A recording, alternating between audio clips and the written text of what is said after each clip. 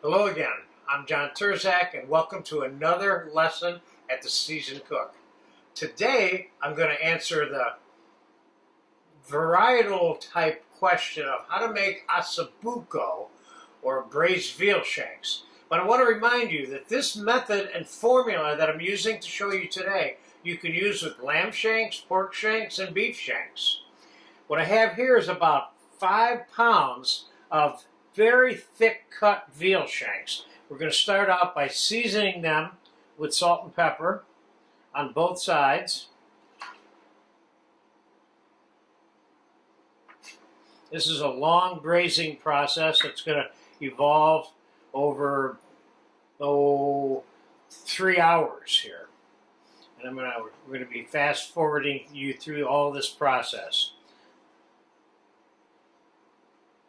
Osso Buco means the bone with the hole.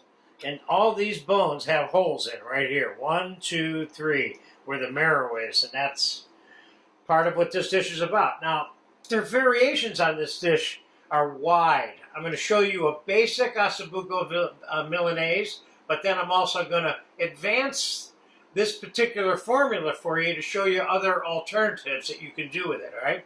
So let's start off by flouring or getting some oil in our braising pan.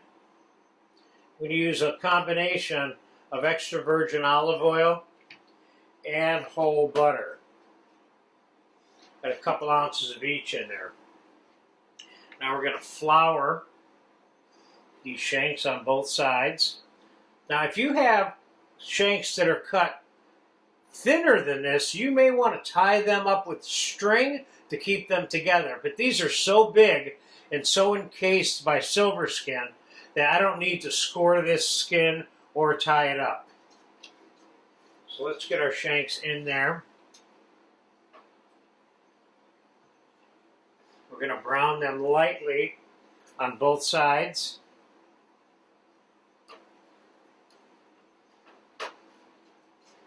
And we're going to get our vegetables back here, celery, carrots, and onions, which I have about 5 cups of here.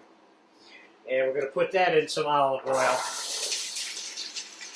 and some butter also, a couple of ounces of butter there also. And I'm going to add 3 or 4 tablespoons each of a total of fresh chopped oregano and fresh sage. I'm going to throw that right in the veg, along with 3 or 4 bay leaves and some dried leaf thyme, a little bit. Now, as I said to you a moment ago, the variations on this are very wide. I mean, some people will not put sage or oregano in it. Some people will just put thyme in it. And some people will not put any of that in there. So it's kind of up to you. But the basic dish we're going to make is going to have some highlights to it. So let's give these both a chance to brown. And we'll come back in a second when they get brown, and then we'll take it to the next step. Okay, the veal has been sauteing for about 10 minutes. And the vegetables have also. They brown slightly on the one side, and I turned them over, and they're just about finished browning on the other side. And the veg, which I have in a separate pan there, is looking good. Nice and cooked. Now, I'm going to add about a half to 3/4 of a cup of chopped garlic to the vegetables. And I'm going to add a couple of cups of dry white wine. We're going to let that reduce by about half.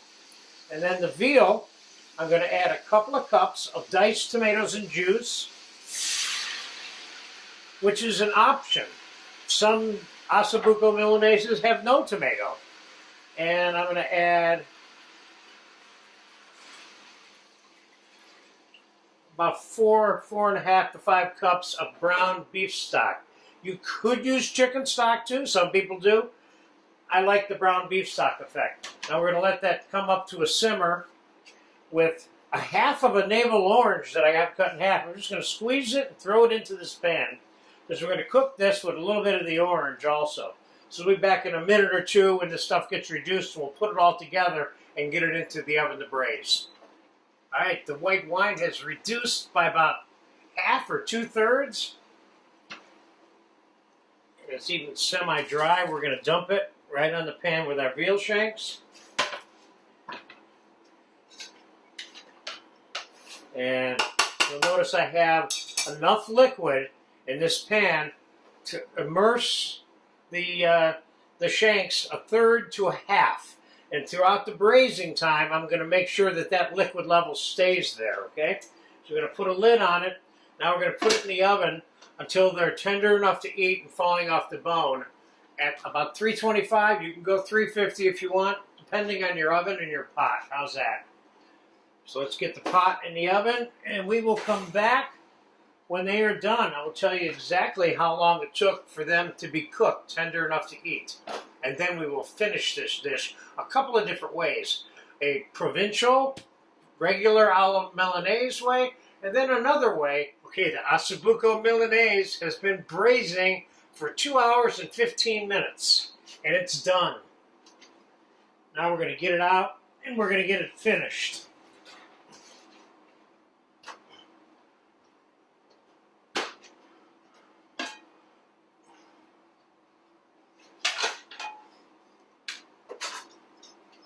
Let me just give you a peek. See how tender this is? It's falling off the bone here. Let's get these out of the pot. Nice, nice, nice.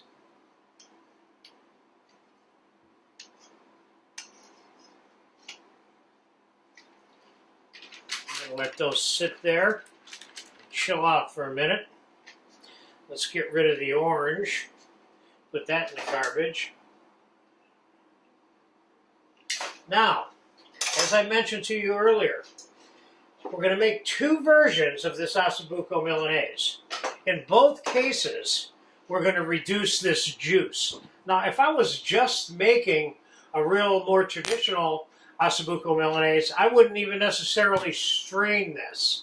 But I'm going to strain it, and I am going to use all these nice vegetables for the provincial version, but I'm only going to use the juice for the other version that I'm going to make.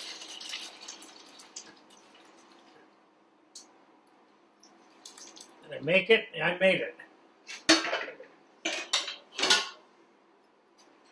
Okay, let's get those veggies out of there. I'm going to pull those bay leaves out of there too. This we're going to serve as part of the food. Now, if I was serving all of these provincial style, I'd have the right amount of food here. But I'm kind of splitting it in half because I want to show you 2 ways to finish this item. So let's get this juice on the stove to reduce.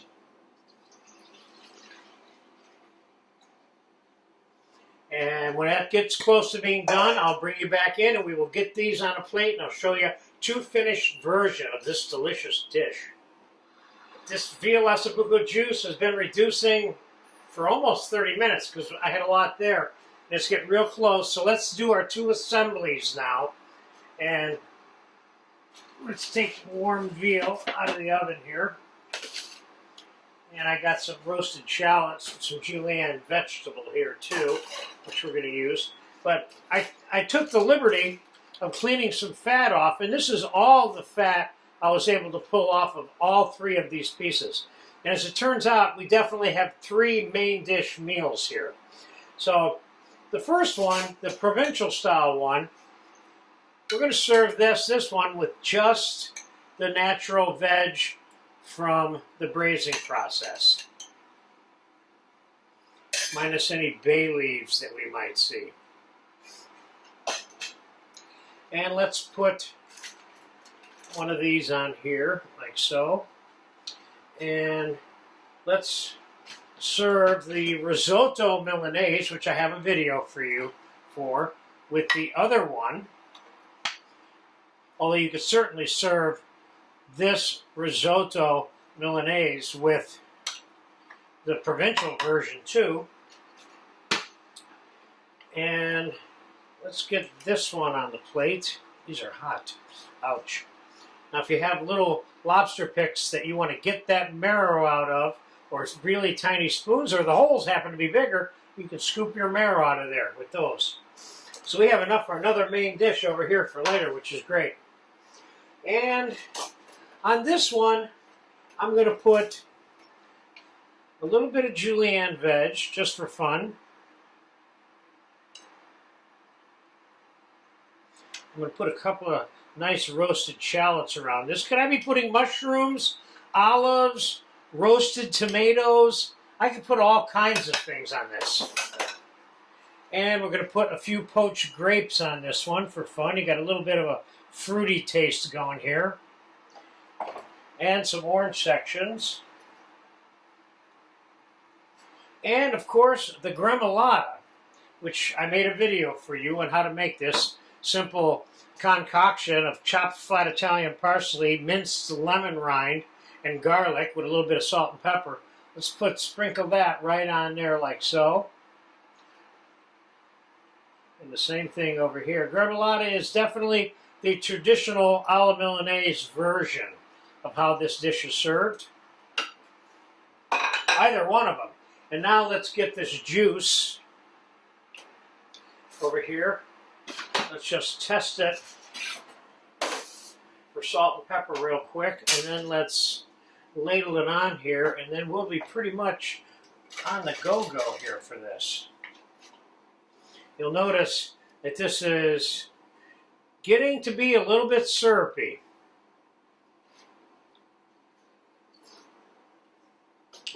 It doesn't need anything.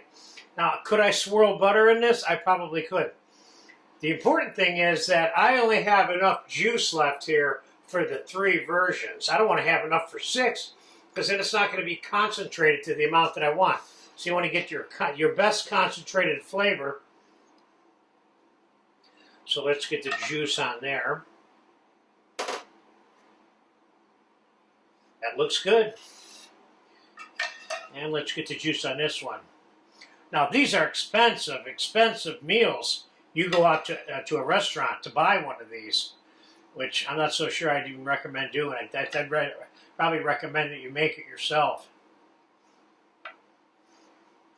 And I think, just for fun, because we have the risotto over here, let's just throw a little bit of cheese along the border of this one.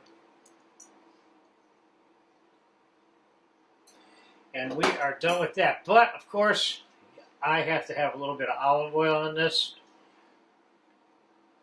And there you have Osso Buco alla Milanese, more traditional version here, which you could have served with the risotto, and one with that's a little more fluffed up, with some poached grapes and orange sections, and roasted shallots, and julienne veg, and with the gremolata on both. So there you have it. You get a chance to make this, definitely make it.